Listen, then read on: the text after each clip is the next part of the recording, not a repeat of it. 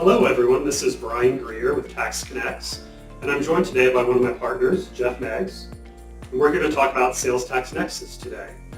So Jeff, as a starter, can you define what is Sales Tax Nexus and why does it matter? So Nexus as a term refers to a physical or other type of connection with a jurisdiction. So in the terms of Sales Tax Nexus, it means do I have a connection with a state or local jurisdiction, thus that the jurisdiction could impose its taxing authority. Okay. And I think historically Nexus was defined really as a physical presence. So what are some examples of what that would look like? Yeah, so as Brian said, for the better part of the last 50 years, we've referred to Nexus as a physical presence. Some type of physical standard must be met before that state can impose its taxing authority on a company. Some examples of that would be an office in the state, employee in the state, inventory in the state. Maybe some lesser obvious examples might be sales reps or agents that are visiting customers or prospects within a state. It could also be attending trade shows or delivering products on a company vehicle, or possibly using third-party resources or subcontractors to perform or facilitate a service in the state. Now it seems like recently, within the last couple of years, the way we define Nexus has changed a little bit. What's that all about? Yeah, so in 2018, there was an effort on the part of South Dakota to assert what we refer to as economic nexus on taxpayers. And they asserted Nexus against a company by the name of Wayfair, an online retailer. And Wayfair fought this assertion. It went up through the state court system and ultimately to the U.S. Supreme Court. And ultimately the U.S. Supreme Court ruled in favor of South Dakota, thus allowing the state of South Dakota to assert an economic nexus threshold.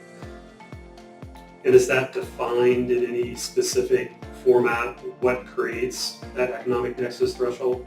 Yeah, so the way the South Dakota specific law worked was that once you established or exceeded a threshold of $100,000 in revenue or gross receipts from sales into their state, you had in essence established nexus, an economic nexus specifically. Other states quickly adopted similar philosophies and legislation. And today we see roughly all the states except for a couple, Missouri and Florida namely, who haven't yet adopted such a philosophy. All the other states that have a sales tax have asserted some type of economic nexus. And with that being defined so black and white in terms of the nexus thresholds for an economic nexus perspective, I would suspect that nexus determination is way easier now than it was 5 years ago or 10 years ago. Yeah, I think that was the common thought process. I think a lot of the folks really expected things to become simpler and just easier to define. Historically, really evaluating whether or not you had created or established physical presence or nexus in a state was difficult. The states weren't clear in their thresholds. How many visits did it take before I created nexus? How many employees were responsible for what activities in a specific state created nexus?